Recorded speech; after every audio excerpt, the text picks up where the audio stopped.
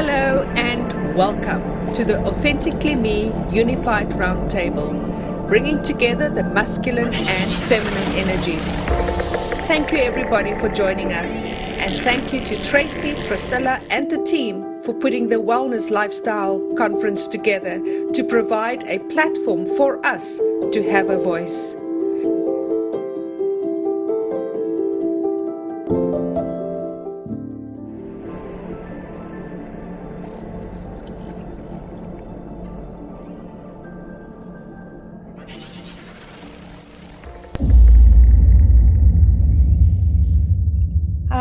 Hello, welcome everybody to Authentically Me, the Unified Roundtable, and our topic today is the journey of discovery to truth and the art of creativity. And I specifically felt like a little bit of a play after we've had such an intense year of pandemics, scandemics, and voter theft, and all of the things that's been going on with our sovereignty. So I thought, let's play today. And I'd like to welcome my guests from the US at 3 a.m. in the morning, Jane Evershed. We have done a lot of work together by trying to bring sovereignty and value back to humanity. Jane is from the US. Welcome, Jane. And then Mark Atwood. I was so inspired by your beautiful poems and the messages that you bring across. So he's from Ireland. Welcome, Mark, to today. Nadine May, South Africa. She's also an incredible artist and is going to tell us all about the language of light and how we can create the reality that we want. And then Bess Trudeau's, I hope I'm saying that correctly, in Australia. I think it's about 11 o'clock in the evening for you there, isn't it, Bess? It's Bess Tedros. Tedros. Thank you for having me. I'm on the western side of the beautiful continent of Australia. Mm-hmm. So there are other parts of Australia that are a bit more forward in time, but it's only my 6 p.m. So awesome. It's not as exotic a time as Jane's. Awesome. And Jenny Apteldoor from New Zealand, she and Nadine are always sitting on the left and right of me. So we have all the time zones. All right. So to start off with, I am going to have this attempt of share screen. And share this beautiful poem to kind of set the stage and set the energy of the best is yet to come. Yep. The best is yet to come. In the days of future past, we'll look back on the storm, when the world was wearing masks, when America was torn. When 5D chess was played with such finesse, when criminals floundered and were left to guess. Their codes were broken, their weapons gone. Flynn's digital soldiers marched to the song of QAnon. The song of freedom, the song of love, the song of unity from heaven above. When once we stared down the barrel of the gun, one man proudly said, "The best is yet to come." We gathered closely in the end of days, fighting for our rights. When this virus washes through, it'll be like a burst of light. With golden hearts we raise the earth into the Aquarius age. Phoenicians gone and demons run, we broke out of our cage. King Cyrus rose to take the fight to the fiends of Babel once again, removing fear and usury, the chains that held down men. The song of freedom, the song of love, the song of unity from heaven above. When once we stared down the barrel of the gun, one man proudly said, "The best is yet to come." In the time of revelations, the devil's hand was shown. His heinous crimes against mankind finally were known. As the great awakening gathered speed, as the veil did turn to dust, new heroes forged and laws were made that finally were just. From Guantanamo Bay to the last hooray, the serpents were all done. The shots heard round the world, and the end of Babylon. The song of freedom, the song of love, the song of unity from heaven above. When once we stared down the barrel of the gun, one man proudly said, "The best is yet to come." In God we trust and trust the plan. Our faith was tested hard. We held on tight to the might and ran the final yard. The looking glass, it showed the way when everything seemed lost. Survival of the human race at monumental cost. The storm it came, and when it did, you said it was upon us. We held the lights for the golden age, a manifested promise. The song of freedom, the song of love, the song of unity from heaven above. When once we stared down the barrel of the gun, one man proudly said, "The best is yet to come." The sword of the Spirit and the shield of faith, extinguishing the arrow's fire. Finally, the sons of Cain laid on the funeral pyre. Bittersweet the victory was. In righteous grace we thanked you. We raised our heads and looked ahead to sovereign times anew. The quantum era and Tesla's dreams finally found their way. In fireside talks far in the future, we know our children will say, the song of freedom, the song of love, the song of unity from heaven above. When once we stared down the barrel of the gun, one man proudly said, "The best is yet to come."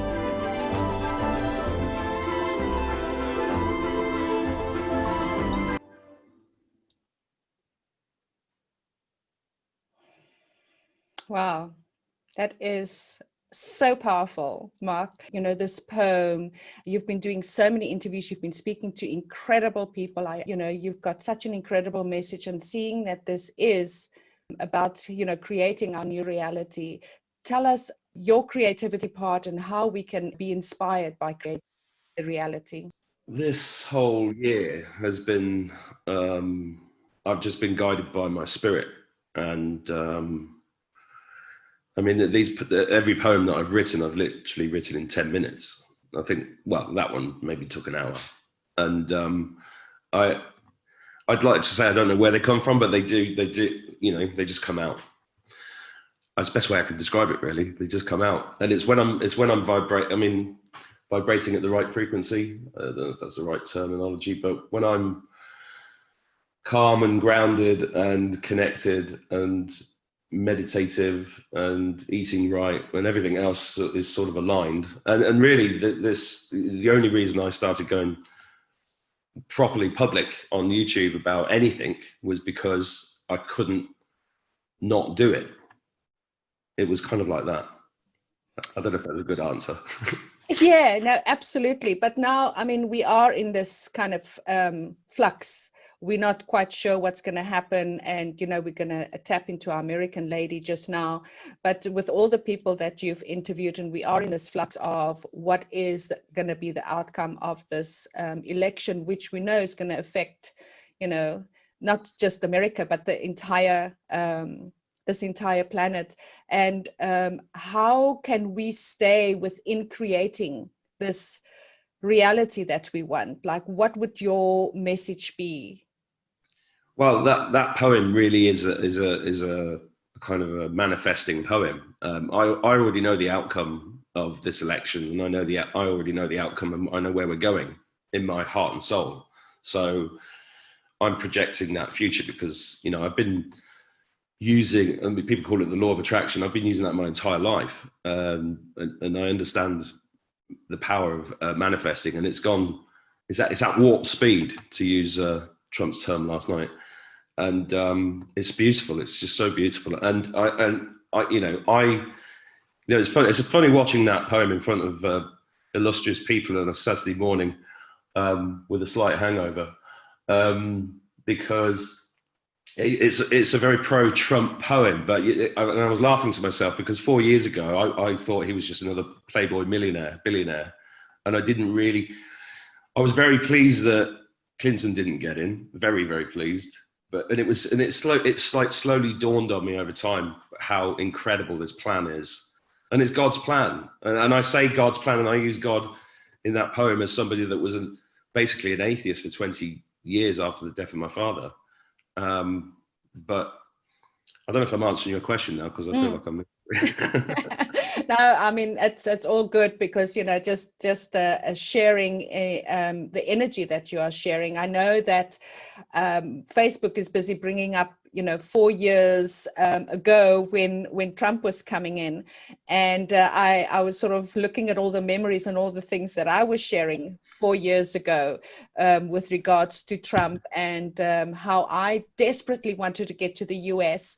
I tried twice during that time to get a visa, cost me 2,000 rands each time, and I was cursing Trump, and I was like, this bloody idiot that's coming in to power, you know, and it's just sucking my money. And I was, you know, obviously wasn't the right time for me to be in the US at that time. I wanted to go and work with the Native American people, with Gwen Jane, you know her very well, and you know, it just wasn't manifested at that time. So I'm going to go on to Jane, hop on to her for now, Mark, and we'll come back to you. We are auspiciously, I heard this morning, because this is a wellness lifestyle conference that has been run by Tracy, Priscilla, and Stefan, that is providing this platform for us. And the lady that was doing the chanting this morning was saying that it's Diwali, the festival of lights, today. And I thought, what a beautiful you know, time to share space with everybody. And then also just before me was a lady called Fiona, and she was talking about the law of attraction. And so I find that there's a beautiful thread running here today. So Jane, you are launching your new book, Creating from Soul. As I said, you and I have journeyed on this mission on bringing value back to humanity, for sovereignty. So tell us about your book, because it's got a specific message, especially during this time of how we can, you know, use it to create and manifest our reality.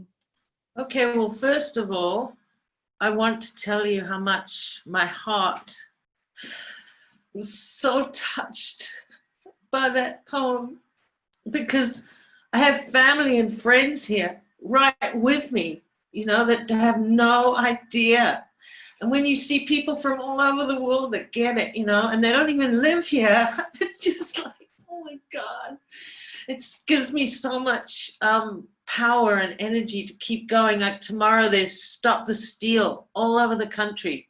So in my town, St. Paul, we're going to the governor's mansion.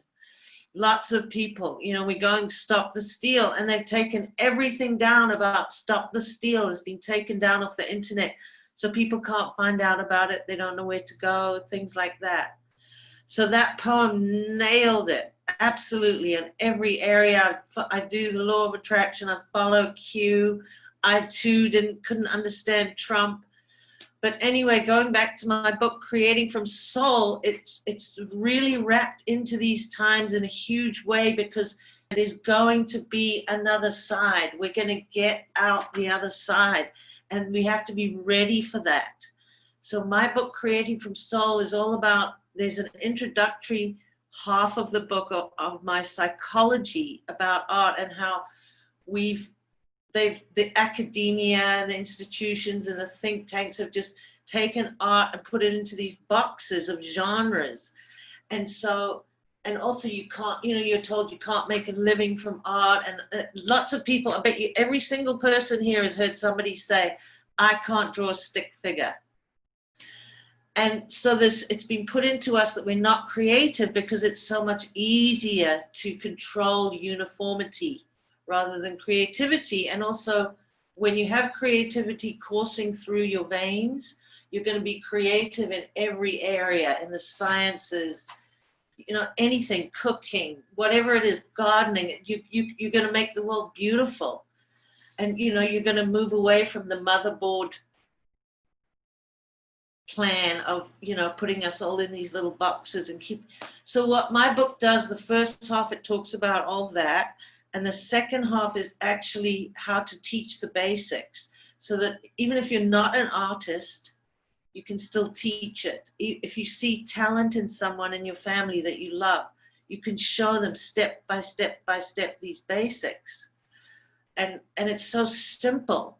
And it's been so brutalized and distorted in our education. And art needs to be taught at a very young age to get those creative neurons flowing. And, you know, you've got these scenarios where teachers you judge children's art by their own preferences. And you get so many people, they say, I used to love art, you know, and then I don't know what happened. Well, I call that art freeze. So part of the book too, it takes you step by step through all the things you can do to unfreeze and thaw that art freeze that you have and free up your creativity. Because once you are creative, and I'm using visual art for this, but throughout all the arts, you can be more creative in every area. So it frees you up to be more creative in everything. And when we get to the other side, you know, we're going to be throwing all the quackademia, and the academia is all going out the window. And we're going to have, you know, new technologies and things that free us up. When we look back in the past and we see these beautiful, incredible buildings that we can't even begin to recreate in this time and era, we see and we know that those people were not slaves. They were not on a treadmill. They had all the time in the world to be as creative as they possibly could. And they lived, and those are our ancestors, and we have to remember that. I don't know if anyone here knows about Tatars and the mud floods and all that stuff, but that to me is fascinating. And there was a reset then. And how I feel about that is that it's the Rockefellers, the robber barons, all those guys came in and usurped those buildings and used them as a backdrop to make them look really powerful. They didn't build them, they inherited them. And they used that as a pulpit from which to speak and launch their slavery system. And now we're at the end of that. That's the end of it. So whatever area you work in, whether you're a scientist or an engineer or architect or whatever, we need people in those areas to step outside of academia and start teaching in a new way that brings out everybody's creativity. Because when you look around, you want to see a beautiful world, a world that reflects the nature around you, the ingeniousness of nature around you. And this is very much connected to Earth, the entity Gaia. And it just brings it all together. But we have to get through this ugly, dark wall that we're in right now. And then we get to the other side. And each person, whatever it is you do, creates a platform for this new, to bring in this new energy and this transformational energy. Absolutely. Thanks, Jane. If you want to share some of your stuff, if you like, and then when I come to you again, you can share some of your creative stuff. All right. If you have them handy. Also wanted to say, due to Mark's poem, you remember Michael from Australia? I do remember the name. Yeah.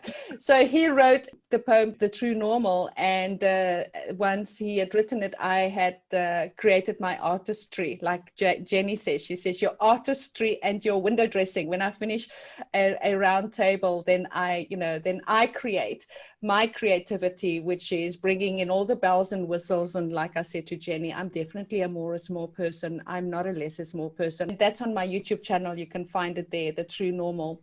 Let's go on to Bas. Bas, tell us a little bit about you. I got to experience a little bit of you when you were interviewed by Mark, and I thought this person's energy is perfect for this round table. And I also didn't want Mark to feel too alone being here among all these beautiful goddesses and divine feminine. Tell us a little bit about you're a hypnotherapist, I think I remember correctly.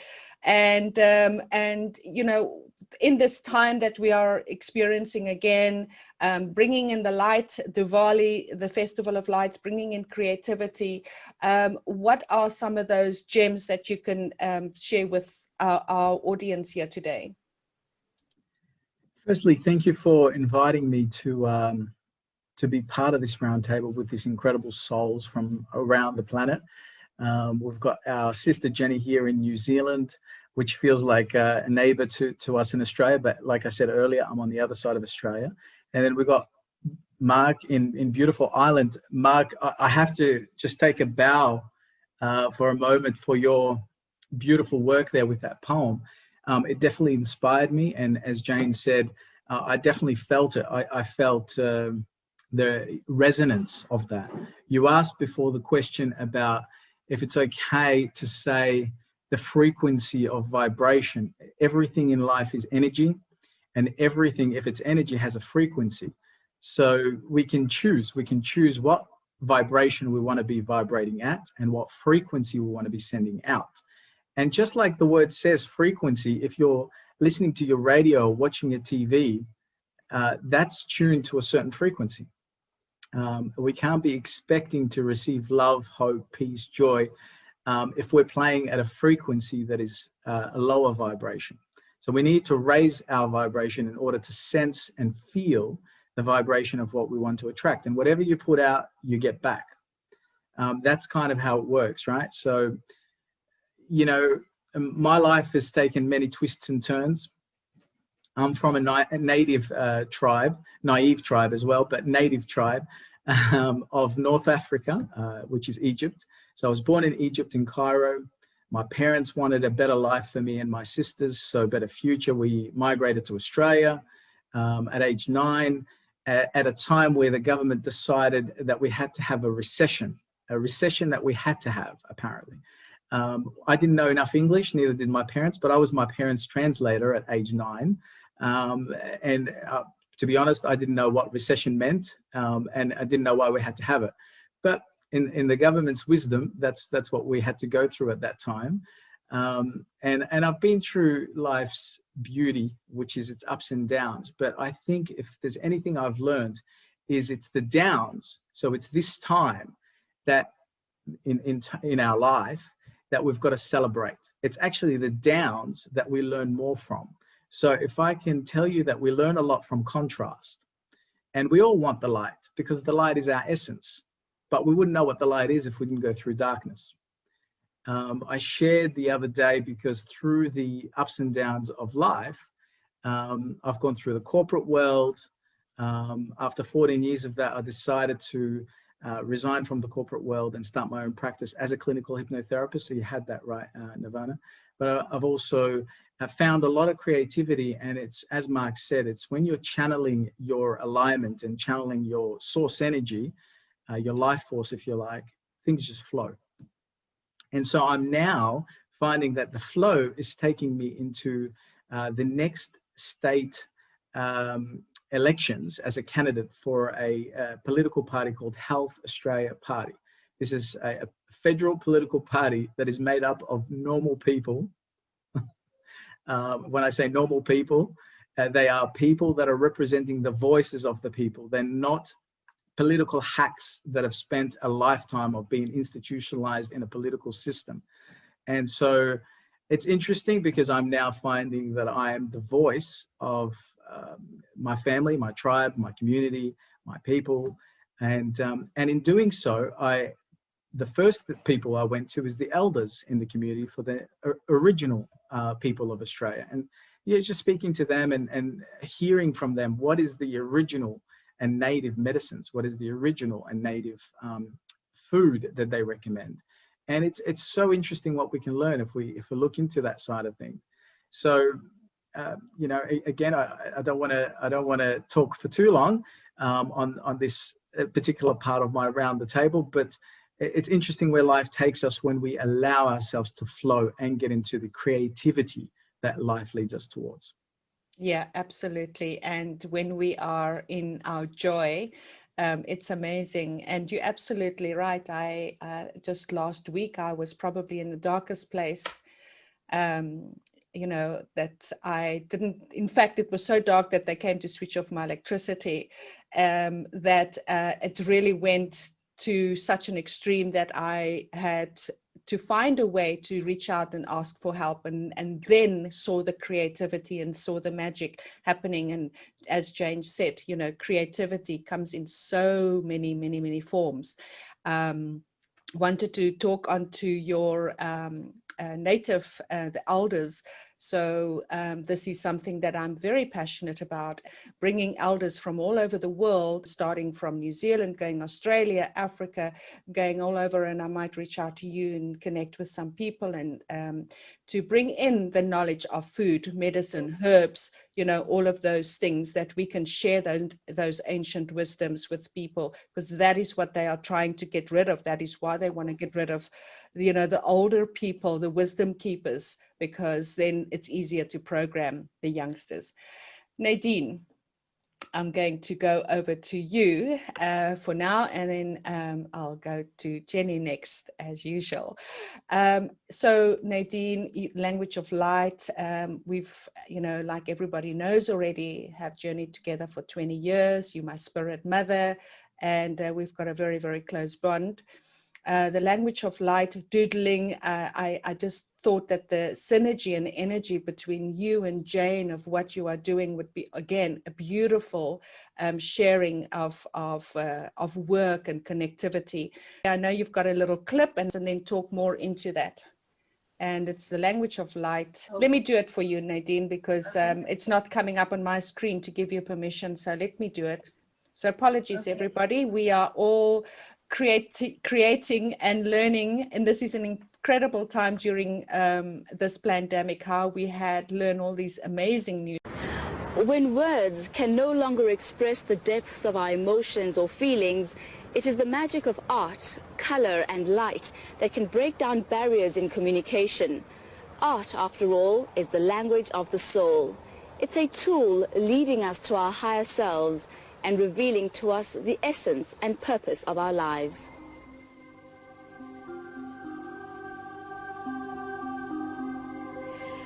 A couple of years ago, when I was doing marriage counseling, I realized that I needed to find a way where people could express their emotions without using words. My background is that I learned through Rudolf Steiner's approach to art therapy, so I use it in marriage counseling. I find it very dynamic to use it with couples who don't really understand each other anymore. Communication's broken down, so they actually communicate to each other through drawing and by seeing each other's drawings, and that actually breaks down barriers. I start to learn that people store certain colors and certain images in the certain chakra points, because the consciousness levels of each chakra is telling us where the person's issues are and related to what kind of obstacles. And they're actually already drawing it out themselves. So the idea behind the course is also that people actually interpret their own work. And that's actually the aim, that people start to recognize that they have an inner language, which I call the language of light, which is a true language. It's not distorted by words. We interpret words differently. But when you look at a drawing and you look at it from a point of view of what energy does the drawing have, what feeling do I get from the drawing, then you get the answer, and that is a quality. So the art analog drawing is to bring the language of light into our consciousness. If I mention, go into your meal, what was the fragrance of the food, that will trigger the color in them, that they will access that imagination, because to them, now I know what color it is. They couldn't really relate to the imagery, but they could relate to the color, to the fragrance, or to the sound. What was it, or the taste, the texture. And then some people say, texture, oh. And then suddenly, aha, now they know the color. So it's actually that I blend them together, the five senses. That's why I use a meal. Exercises are done in such a way that I can focus on all those details. The five senses, I take them through the 5 creative stages so they can in themselves realize if they have an idea, how do they manifest that idea? Why is something not happening? Why are doors closing? The doors are not closing. There's certain files that has to be brought into being. And it's through the course that you actually start to understand yourself. I think that the people who come to the course are people who actually want to know why they are on the planet. Why? They're questioning why, what they came to do. I call it what is their soul purpose. The soul purpose really is to actually bring soul into the physical experience. I introduce them to the idea that there is a language out there that the soul is familiar with, and it has to be brought into our physical experience. We all know it already. I'm not teaching anyone anything new. I'm actually breaking barriers in communication. You can never really discover the real soul. Each soul is different, but it's important that each person themselves understand themselves. We all have a magnificent divine souls. It's just a matter how much is incarnated at that moment, how much is partaking, whatever words I use. Each person can interpret that different. And that's the idea, to actually bring more of soul in. And through this drawing, that's actually an invitation. When people are in a group, that's why it's important to be in a group. There are always some who are not so fearful, and when they see others draw, they calm down a bit and they do their own thing. So that sometimes helps as well. Some people take 1 or 2 classes to get into it, but the artwork that was done is by people who are not artists, but they are, but they only don't recognize it. Everyone is. I introduced them to the idea that we all came in with a toolbox of qualities and characteristics, qualities especially of the soul, that we decide to take with us. Each person, each soul has all the tools, but they decided maybe at a certain level of their lifetime, maybe when they reach 30 or 40, to suddenly bring this in. That was already almost chosen before. I take the people through the classroom of the chakras, and they start to recognize what tools did they bring in and why their lives at those stages were easier and why it was difficult. And that opens a floodgate of understanding, aha moments within themselves. We have to activate the language of light, which is the language of the soul. You can't control how the world outside is reacting to you, but you can control your reaction to it. And that's our power.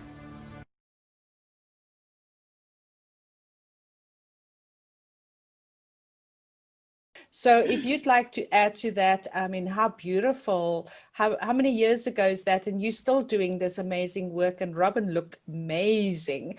I know that one of my ways of communicating is through imagery. I do much better with images than with writing. Jane was messaging me. She says, you can't write believe, I-E-V-E. It's grammatically wrong. And and that's something that I will never pick up, because it just is not, it's not in my visual. So I always make grammatic problems and spelling mistakes, and I've given up on trying to be perfect in that way, as this is in creativity and art, correct? So tell us a little bit more about your doodling and the creativity, and especially what we want to create now in our new reality. Well, in my darkest moments in my life, we all know them, I always escaped in my private little place where I could be creative. And like Jane says, you can be creative in so many ways. And I've had so many creative jobs and businesses, it's unbelievable. And I ended up, I gave these classes because I had training in art therapy. And I've been a marriage counselor, and more for myself to know how to get out of a marriage. But I only realized that later. So doodling is a form of art that is not meant to make pretty pictures. It's just to express your feeling through form and shape. So I created this whole 12-week class to get people into their creativity and find out what theirs were. And they didn't need to have to be drawing, but through doodling and through not being allowed at that class to make pretty pictures, but to express feelings and fragrance and all the things that I bring into the class, that's what I brought out in other people. But like you, I'm very dyslexic, and when I was told to paint, to draw, to tell stories in words, I thought, this is ridiculous. How can I? And it took me many years to realize that I had to do it through storytelling. And I've sort of created a story, the Ascension stories. I created a story that the people in my class did the art therapy course, and there they meet each other. And when you see on the movie, you see Tineke underneath. She's actually the character that gives the classes. And in my first novel, which is this one, I don't know, the reality shift is, I don't know if it looks okay. People are on an ascension journey, but through storytelling, and that took 5 years for me to write, because the computers came in and I could use WordPerfect, and I had a lot of help, and I still do, to write, to paint the picture with words, so that I could access people on all levels and in all ways, how they could create their creativity. Now, the workbook, The Language of Light, is created so that people can actually do their own workshops at home and do it with their family and friends. That's why I created the workshop, because I don't give them anymore. And I created the journals that go with it. So each chakra has a journal that each person makes personal. And that is their journal in drawing and doodling. So yeah, that is my my part of bringing the reality, what you want to create into this world through yourself. And it has to be the individual. Each individual have to do it themselves. Thank you. Thank you. And, you know, and you're quite a big advocate of creating our vision boards. And I remember in March of 2012, when I created a vision board, when I was staying with you, when I was still gypsying, and how many things I had manifested, including going to Australia, which I had at that point no idea that that was going to be in my reality. And there it was, 2014, I was in Australia and spending a beautiful time there. And Jenny, you are, you know, the energy that you bring into these roundtables, waiting for you to bring in that groundedness for me, and your creativity with your women's circles, and, you know, because women, we are the creative energy, isn't it? With our womb, we create the life, and would like you to share into this creativity and creating our new reality, and having fun. Having fun. I love it. Thank you so much, Nirvana. Thank you for everybody's shares. And just feeling how much everybody here is, there's no boxes apply to anyone here. I really recognize that and resonate with how many structures each of us have decompressed and moved through to have that inner freedom of the creativity and the access to the consciousness that we bring into our worlds and our work in our own ways, in our, you know, unique fingerprint. And Jane, I wanted to share, as you were speaking into the art side of things, you may be able to see I'm a little bandaged up. I'm a couple of weeks out of a really nasty dog bite, and yeah, sort of degloved my hand basically. And I'm a body worker. I use my hands for my work, and I'm really okay at being present with what that was. And my body actually told me, Jane, that part of my healing was to grab a paintbrush in each hand, 2 sets of paper, and allow my hands to express what was going on in the right side of my heart and the left side of my heart, and particularly, you know, my receiving side. And those 2 completely different patterns, colors, textures have actually guided my healing journey for this this whole experience. So yeah, just wanted to share that was so present, and the kids were egging me on, and you know, they were part of that.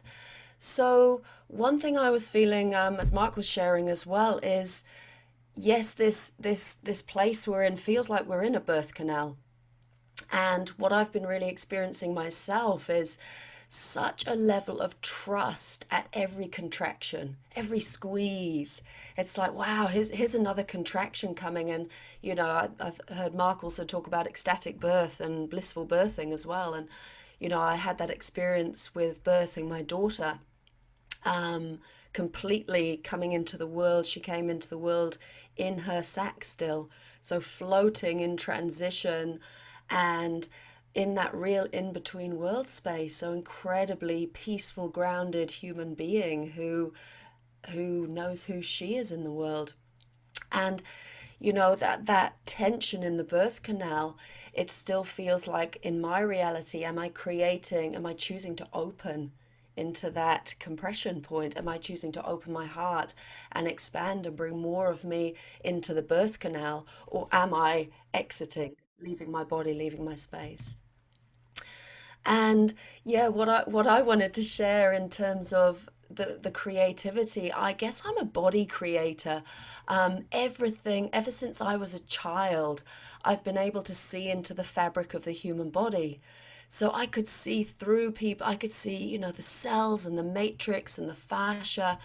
And it didn't occur to me that everybody, you know, we didn't see each other like that. It was really new to me. So when I trained as a physiotherapist and went down the medical profession and all those boxes got shut, I was like, shit, I'm not going to tell anybody what I can see. I'm just going to really zip that up. So there was so much unpacking of the anatomy of the soul. You know, what is this extraction process that goes through our children as they enter establishments and schooling and indoctrination and, you know, the safe subjects that keep them in this narrow bandwidth. And everything I've been learning and journeying into is the contrast, as Bas said. It's like this contrasting experience of the bandwidth that we have the capacity and the depth of love to hold. So yeah, I was really feeling that part of the fabric of the body and the opening of all the boxes. Really, really aware of that. And what I've noticed is the creativity of the children coming through. I have the gift and the a lot of children in my life, and I have a deep opportunity to work with children on my treatment table while their parents are in the space and translating the gifts that their soul has come in with. And simply by creating the magic that is coming through their consciousness, you see and feel the parents' hearts start to open. There's nothing wrong with my child. You know, my child is a genius. And all the collapsing of my child needs to be better or fixed or medicated or shut down, that you feel these parents, the relief that my child is a genius and is here to anchor something incredibly special. So, you know, that's something I really want to speak into, is the genius of the light of the soul of the child in this golden age. And my biggest thing as a parent is to step back and witness and hold tight for the ride. Like, hold tight. I am being taught art and dancing and full body expression and how to climb trees again by my children. So I really want to bring that into the space. Thank you so much. That's very beautiful. Thank you very much. And yeah, what a gift children really is, in showing us and, you know, getting that youthness back into our creativity. Jane, I wanted to check with you. I'm hoping that I can share some screens if you have some screen sharing that you wanted to do. Let's see if we can figure this out together. And, you know, just if you want to add more into, we've still got heaps of time. We've got at least another half an hour that we can play and have fun. So I'd love to see some of your work. You're an incredible artist. And if you would like to share some of your stuff and talk more into what creating from the soul is. I am ready. If you give me permission to share my screen, I'll throw it at you. So I started about a year ago with this book, and like Mark said, the download, you know, it just comes. You know, you can't do anything else. You're in the grip of it. It's like someone pointed a finger at you and said, right, this is your job now, get to it.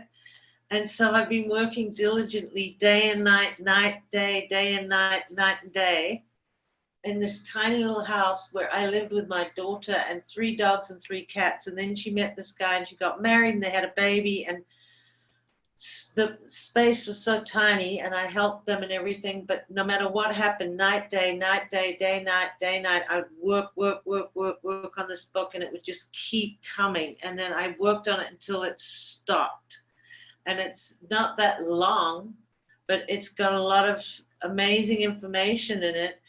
And like Nadine was saying, I have a whole section on doodling, and I have a whole section on squiggles, and how when you do my squiggle game that I do is one person does a squiggle on a piece of paper, and then you swap with somebody else, and then you make it into something. And what that does, it jars those creative neurons into action. And that's a stepping stone into going toward creativity and opening up your imagination. So I'm going to try and share the screen now. Looks like I can. That's the book cover, Optimizing Creativity to Enhance Organic Human Evolution. And then I go through my art. This is called Illumination, Moon Memory,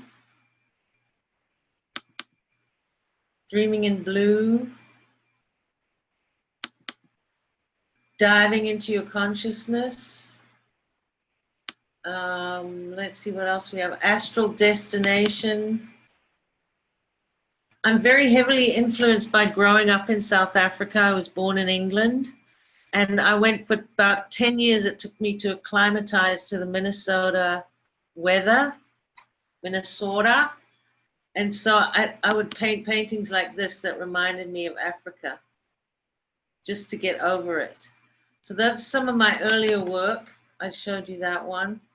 This one is called Chanting Destiny. And this is, I moved away. I was a feminist a long time ago. And all my work was all about the power of women. And then I realized that feminism was a construct put out by the Rockefellers, you know, to divide, you know, the whole story. I mean, they were right in our bedrooms having us ripping each other apart. So I moved on to the Divine Feminine, and what happened was I had a very, very successful business selling note cards all over the country in all the independent bookstores. And I realized that I was propelling that feminist agenda forward. And as soon as I switched to the Divine Feminine, I didn't get any orders for any of my note cards anymore. This one is Stairway to Higher Dimensions. And let me find my Omo being. This one was inspired by the people who live in the Omo River Basin in Ethiopia, and they get up dressed in all the plant life. I love that one. That is beautiful. And then this one, you have to look at it very closely. We'll step back. I don't know if you can see her, but it's called She Is Everywhere. And then here is the Transcendence Dance. I've got Communing with Higher Self. Let's see what else I got here. The Land of Milk and Honey. We are responsible for making our own land of milk and honey. Oh, and then lovely. I'm just going to show you briefly. Oh, we are lifting the veil. We're remembering and lifting the veil. And these women are suddenly realizing that there's a whole new world out there for us to explore out of these awful parameters of and confines that we have been drilled into us, where even my children, my son doesn't talk to me because he thinks I'm a right-wing nut job. And my daughter and her husband also think I'm crazy, but I know deep down inside that I know. You know that you know. Gathering in the Garden of Global Consequence. I'll just show you this, and then I'll show you the second half of the book. So that's my work that I've interwoven into my philosophy about what art is and what it can be, and how we can move away from the paradigm that has existed into the new one. And then I put my money where my mouth is, and I show you that you can teach and learn art in 10 steps, even if you're not an artist. And that's all you need. And the colors you need are just 5 colors and maybe black, some pens. You don't need that much. I bet you Nadine knows that. And so I go all the way through from starting with art freeze. And so as you go through, you get to check off each one that you do. So in order, you will learn drawing, anatomy, perspective, rags to riches, which is keeping all your tools clean, brushes, color, tone, texture, light and shadow, composition, and here's the key, inspiration methods. Because there's a lot of art books out there, but nobody shows you how to get inspiration. They always want you to draw a still life or something. And then facing a blank canvas, and then you get your certificate. So it teaches you also to go to nature for a lot of inspiration when you're doing drawing. It teaches you the basic tricks that teachers have forgotten how to even, remember the old tricks with the pencil, using the pencil to measure and gauge angles from and all that. Your pencil is a magic wand. So as you can see, these lessons are very, very simple. This is one area where they're messing with our bodies. Transhumanism is coming in. And they're messing with our bodies. And when you go to art to observe the male and the female, it can only be male or female. There are no 97,000 genders. So that's another thing that grounds people with all this transgender stuff going on. They're pushing it into their heads and creating this scenario where children are asked to ask themselves what sex they are and to think about changing it. Now, this is an aberration. It's horrible. So this keeps people grounded. And I just can't say enough about how transhumanism, AI, and all that have come in. And in fact, AI has had art exhibitions in New York, and they've auctioned off AI art at Sotheby's for a lot of money. And this is art where no human being touched anything, just a machine with a claw. And so they're trying to make it normal, this AI stuff. And then just the other day too, the Pope talked about bringing in ethical AI. Well, there's never going to be any ethical AI. And that AI will never have a soul. And that they want us to live in their machine world, transhumanist, soulless world. So I always talk about keeping the fact that you're doing art is keeping your connection from cosmos into the heart, out through the hand, and even using computers is a firewall against that connection. And we need to keep our hands muddy, dirty in the paint, and do the work that goes through our body. But now it's all moving over into machinery, computers, AI technology, and we think it's so fabulous, and it really isn't. So then even perspective, I've broken down to 1, 2, 3-point perspective, which for me was a real challenge because I don't work with perspective or straight lines or anything. But in order to make the book complete, it had to be taught. So I had to do that, and we go through the color wheel, composition, and all of those things. And then finally at the end, we get our certificate for art basics completion. And I've got one for teachers to give to students and one for the student who reads the book and completes the exercises. And the reason for this is it takes away the grading aspect of art. You can't grade art because all art is different and no art is better than any other art. And as soon as you get an F or whatever it is in your country, how you grade, the child immediately is devastated and walks out the door and says, I'll never be an artist. So that's why I have this certificate. Awesome, Jane. And I just want to say one more thing. I sent the manuscript yesterday on Friday the 13th, specifically in opposition of the Babylonian, satanic, Luciferian ways of being in order to circumvent it as it went out. Wonderful. Okay. Thank you so much. And Nadine's partner is a publisher and has published all her books. And that's in fact how she met him, Kima Global Publishers. You know, if ever you're looking for a publisher, this is, they've, you know, obviously come with that knowledge of the cabal and all of that, and very happy to publish people's books. And in fact, Mark, this is the lady that I wanted to connect you with. You wanted somebody to create some art for you with regards to your poems. I saw you put a whole lot of stuff out already on t-shirts and a whole lot of other things, right? Well, and it's I mean, there's so much to say here, and I know we haven't got much time, but and I've spent the last 22 years being an internet marketer. I was, you know, and I created a £100 million business, and all the way through that time, and also created 5 children. So I resonate with loads of different things that are going on here. All the way through that time, I was like, why am I doing this? Why am I a marketer? I mean, I got this down. I wrote a book on marketing, right? So I know marketing inside out. And I was always with Bill Hicks. I don't know if you remember Bill Hicks' sketch where he says, anybody here work in marketing? Kill yourself. You know, that's where I was with all of that stuff. But so I was always conflicted.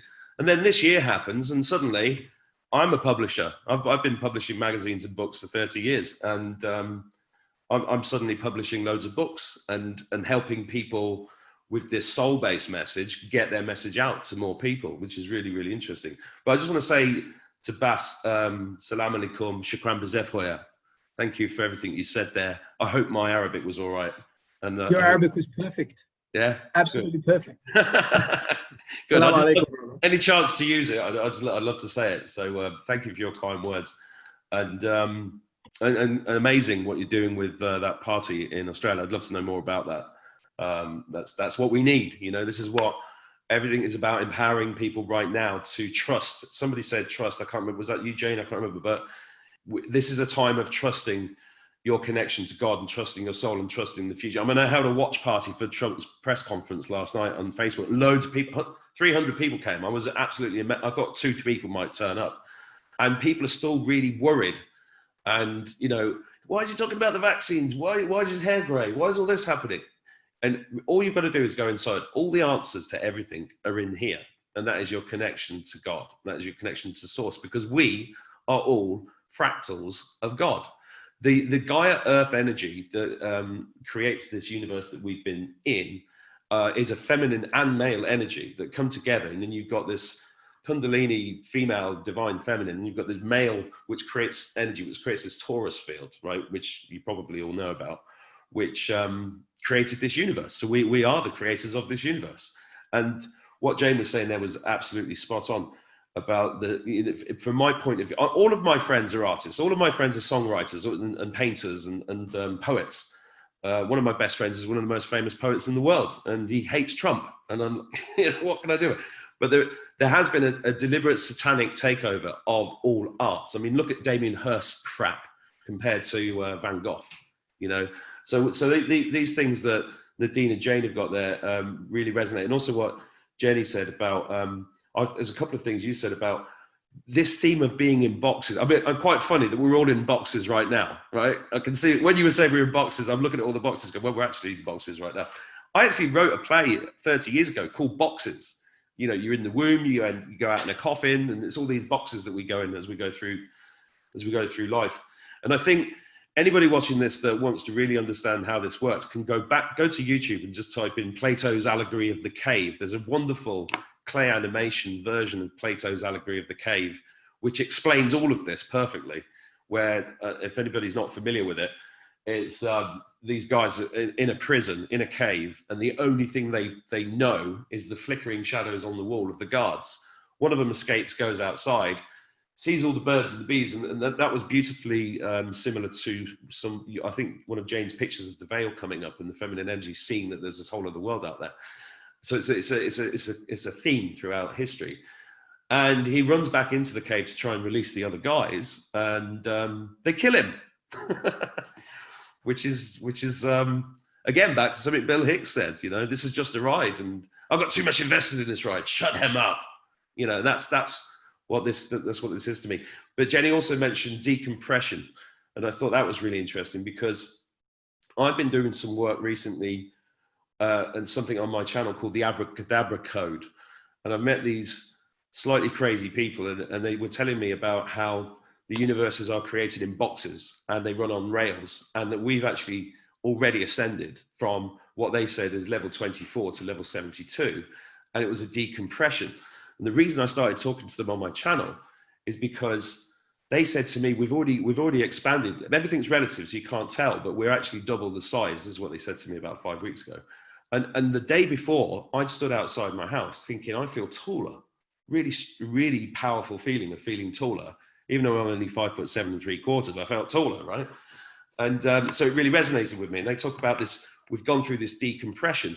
And when they were telling me about this decompression, I started getting all these pains in my back and everywhere. And I had loads of healers helping me out. And loads of other people resonated with that and felt the same way. So, and the other thing I really wanted to talk about is that children are genius. And I watched, I've got 5 children between the ages of 10 and 16. And I watched Do Schools Kill Creativity, the talk by Ken Robinson, which was perfectly aligned with me 12 years ago. And I moved, you know, I set 2 schools up in Morocco from scratch, 2 home schools. One of those schools has now got 150 children in it. So I did something right. But it was always about this, telling children, not letting the system destroy them. Every time I drop my kids off, I give 5 kids, 3 different schools. Every time I drop them off, I say, question everything, including this, be a rebel, break the rules are for breaking. You know, always telling them that, and you're a genius and you're amazing. And this is, and I'm not saying I'm a perfect dad, but it's so important at an early age that we stop this thing. And it does go back, I think Jenny mentioned birth, ecstatic birth. I've witnessed my twins, my twin boys 10 years ago were the first all-natural birth of twins in Britain in 40 years. And it was an orgasmic birth based upon the principles of the Frenchman Michel Odent. And it was one of the most beautiful things I'd ever witnessed in my life and was part of. And that's what, you know, one of the things I want to do in the golden age is to build natural birthing centers across the planet, which are not anything to do with hospitals. Because if you look up, and I think everybody should look this up, Janice Barcelo from New York talks about how birth in hospitals across the world, and I think this is so important because it all starts at birth, is actually a satanic ritual. And it's all about soul harvesting before we're even born. And that is the problem, right? So that's the thing that some of us are here to try and reverse and stop. So I think I've waffled a bit there. Also, I wanted to say that there were misspellings. Somebody mentioned the misspellings. Was that you? Yeah, so there's misspellings. As I was watching my poem, I was like, oh, I've misspelled the word usury. Someone's going to pick it up. So there's always misspellings in everything I do because I'm always in a rush to get it out. Because imperfect action is preferable always to perfect inaction. And I think that's the other thing that people should take away from this chat about creativity. It's better to just do something than do nothing. And I'll end on that. Absolutely.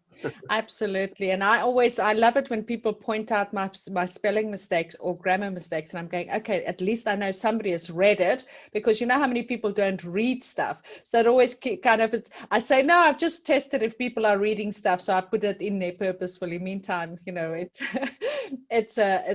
was a real authentic mistake.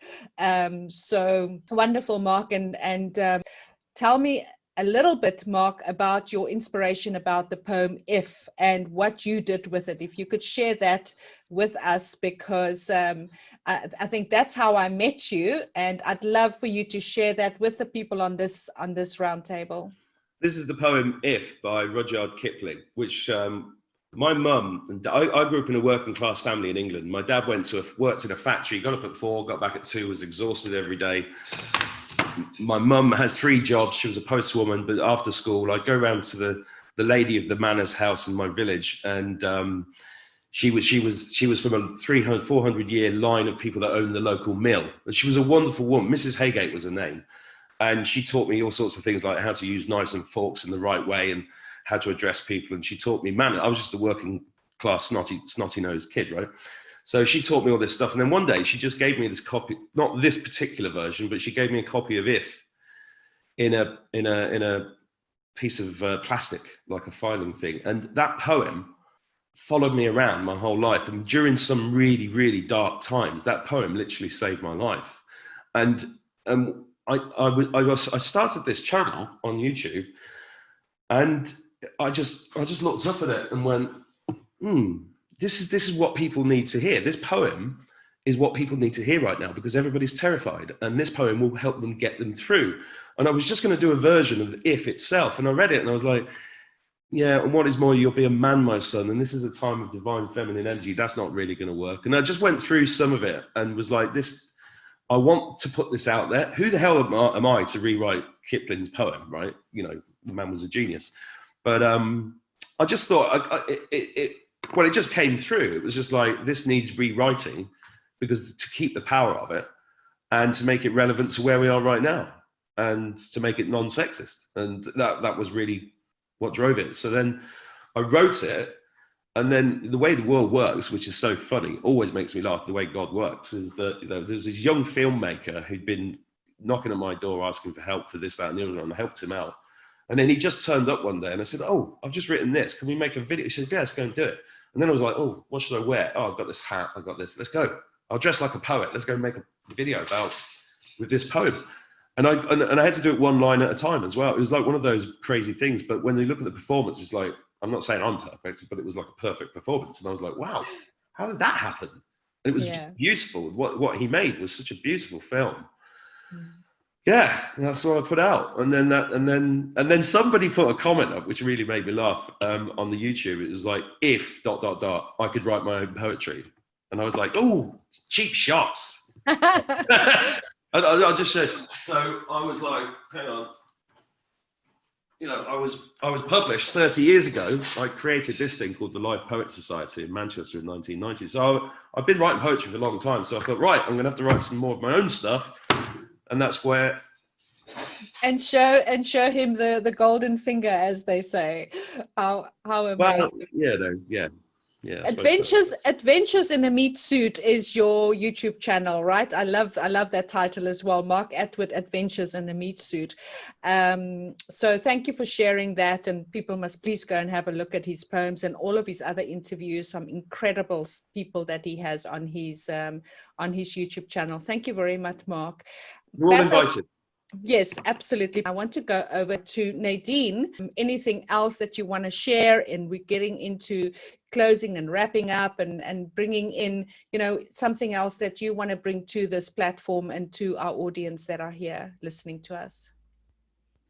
I hope my mic is better. Can you hear me better? Much better. To plug it in, yeah, sorry. No. You know, we're going through times. I get a lot of messages on Facebook because they're very depressed, because they will like Trump followers, but now they're seeing the horror of what's happening. And some are in families that are totally happy how things are happening. And I have to keep saying, no, you have to keep your inner faith. See the future the way they are. People have to keep their visions. So I suppose directly in these times, we all have been journeyed. We all wonder why we are here at this time. What is our job? And I think that all of us on this channel, our job is to actually keep that vision alive, that our world is not going the way the cabal and the deep state wants it to go away. And we have to hold that vision. And it's not as if Trump is a savior. He isn't, but he is the one that speaks up for most of us. And we have to support him. That's how I see it, but I don't see him in any other way. And yes, sometimes you get attacked on Facebook for you. I mean, this morning we went to a market in Clovelly, as I told you, We walked there a few streets down. I know all the people that live here because we've lived here for 20 odd years.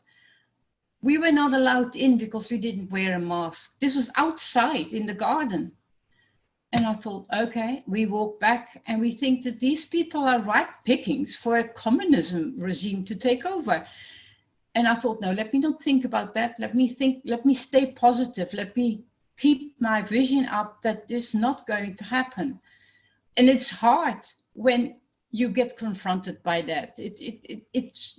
It totally shifts you at that moment. But that feeling is so important to register what that feeling is, because there's still something within us that we would like to be part of everybody. We would like to feel this united feeling, and you don't get that when you meet people like who have a different view. And then I think, okay, they don't see what we see. They don't visualize. They're not aware. And if they're not aware, whatever we do, we have to hold the awareness ourselves. And this is why I feel creativity helps you to stay in your own power. No matter what creativity it is, if it gives you joy, go there.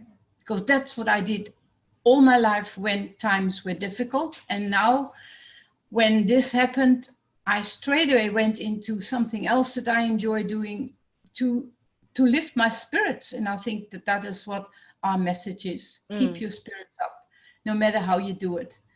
And Mark, I love your poem. I will share it around because I think it's beautiful.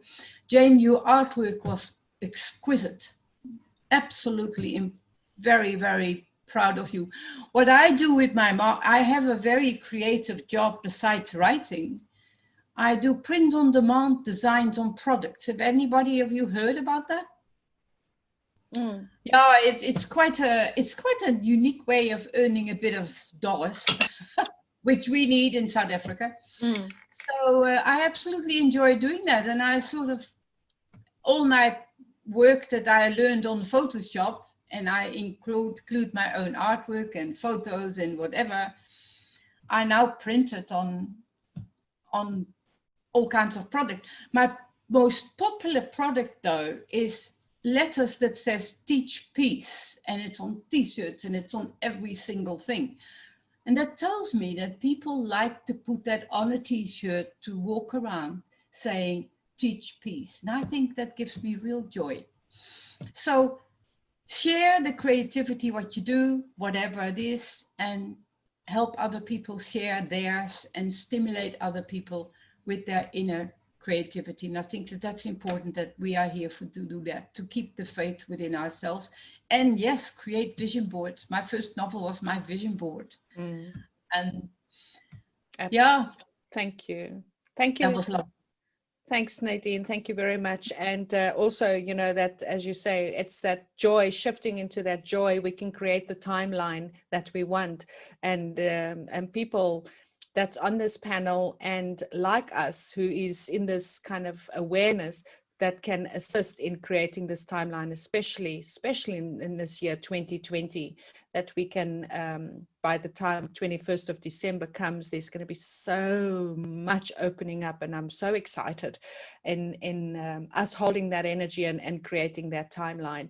Bas, I'm going to go over to you, and thank you very much. And I'm just going to go into your kind of message in closing up, in what you would like to share, what you would like us to know about you, and how we can get hold of you. Any of that inspirational, please, the floor is yours.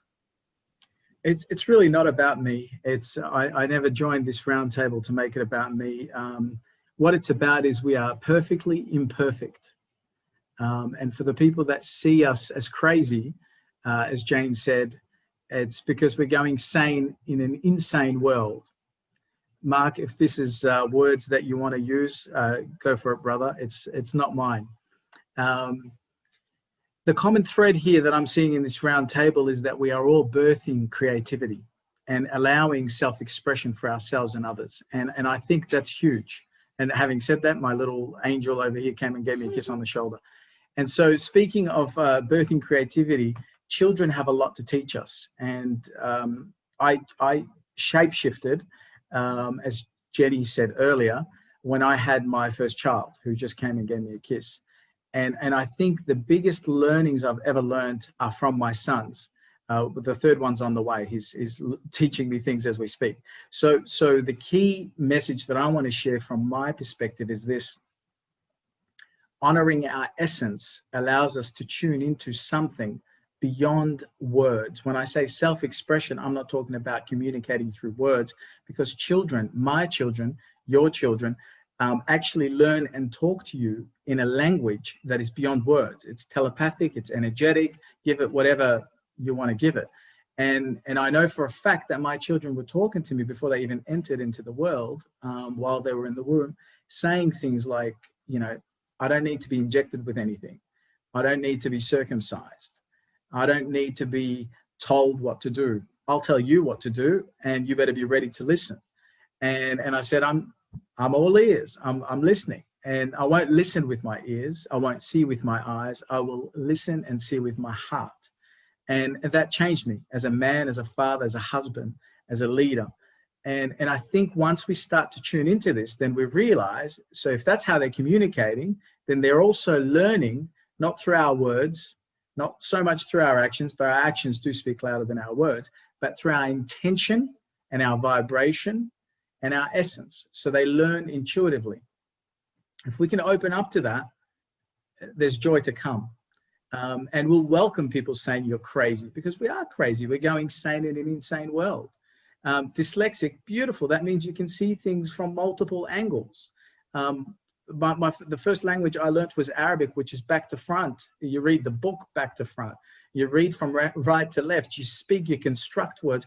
So all these things, languages, countries, borders, flags, nationalities, it's like football teams, and they are created to divide us so that we can look at each other and go, no, no, no, I don't like that. So we've got to get beyond like and dislike, and we've got to start to look at what's right, and what's true. And once you tune into that, what's right and what's true, then even if someone you don't like says something, you go, oh, what's right and what's true about that? Then the last thing, we talked a lot about Trump here. I've spoken to someone that I think is, that I value very highly, which is Sasha Stone recently, and he likes Trump. I've always liked Trump, because Trump to me was a developer, and I love property development. Reading his books, the earlier days before politics, what I saw is someone who's a multi-billionaire looking at making a difference. And that's what we've all got to be doing. We've all got to be our daily heroes. Look at making a difference in whatever way you can. If you're not a multi-billionaire, if you're not even a dollaraire in your bank account, you can still make a difference with your energy. You can still make a difference with how you make somebody feel. You can still go up to a homeless person and maybe buy them a sandwich, or give them a hand, or just say, how's your day? Mine sucks too. Let's look at something that's bright though. The sun's out. And we can lift each other. And so Trump wants to make a difference. Now, people are looking at him like the savior, like the next Christ, and people are looking at him as if he's the Antichrist. Let's not buy into all of that. It's not about like and dislike. It's what's right and what's true. Is he the first leader in the world that we've all seen stand up to fake media, to fake news? Is he the first person that's exposed stuff that nobody else has ever talked about? He's the first person that I heard say, I'm going to go in there and clean the swamp. So I've seen, I think it was a post on Mark's Facebook that says Trump isn't against Joe Biden. He's against the Clintons, the Obamas. He's against the CNN. He's against all the media stuff.